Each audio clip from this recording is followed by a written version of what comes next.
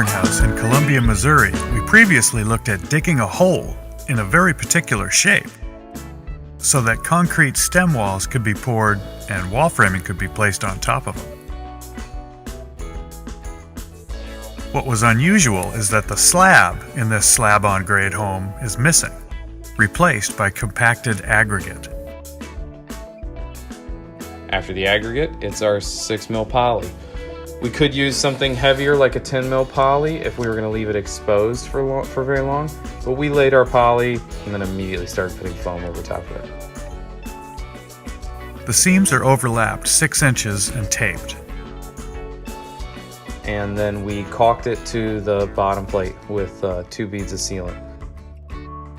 After the poly goes in, we're straight to the foam. This is a 4-inch EPS. Traditionally, you would think about doing this in 2 layers just to try to avoid thermal bridging. We're not too concerned. We figured that we might get a little more stability out of doing 1 layer, and we were really happy with how hefty it was. You can see here there's the OSB sub base where the spray foam comes down on the top of the plates on the right hand side of the picture. That sub base is there because we won't have a sill plate to nail our trim to in the end, and we wanted something to go ahead and let the insulators wrap down and to that connection. So you can see here we're cutting all the foam. The foam is best cut with a circular saw with a bullet saw blade. It is made for cutting EPS. It's well worth the money.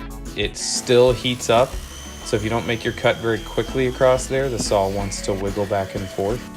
Now that Jake and his crew have wiggled the last piece of foam onto the floor, they're going to turn to laying down a floating subfloor that's rock solid and squeak free in the next part.